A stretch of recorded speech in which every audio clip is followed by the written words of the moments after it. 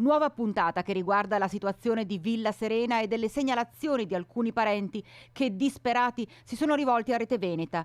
Nei nostri servizi abbiamo raccontato la loro preoccupazione perché da 2 mesi e mezzo non vedono i propri cari, non sanno nulla, nessuno dice loro nulla. E il timore è quando torneranno in struttura le persone che sono state portate all'ospedale perché positive al Covid-19. Quando ritorna un positivo che è negativizzato, quando ritorna cosa succede, dove lo mettono?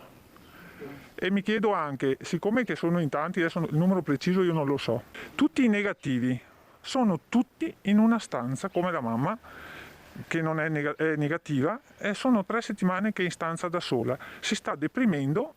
L'angoscia di chi ha un caro risultato positivo al test. Sono 2 mesi che non vedo più la mamma. È risultata positiva, si sa questo? Lei è risultata positiva.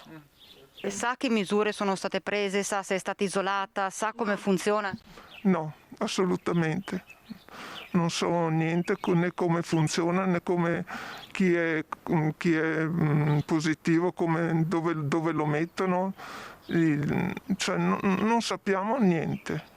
E intanto ancora il silenzio da chi dovrebbe prendersi cura degli anziani ospiti. Direzione, consiglio di amministrazione, sindaca Pavan. Silenzio per quanto concerne la richiesta di commissariamento della struttura con la nomina di una figura direttamente dal Dipartimento Igiene e Prevenzione dell'ULSS 7. Silenzio sulla nomina di un direttore sanitario totalmente assente, incredibile ma vero in una realtà che ospita anziani fragili, resi ancor più fragili in questi giorni di emergenza Covid. Silenzio per la nomina di una commissione di indagine ad hoc, super partes, che si muova concretamente per capire cosa stia succedendo a Villa Serena. Silenzio. E intanto gli anziani stanno sempre peggio.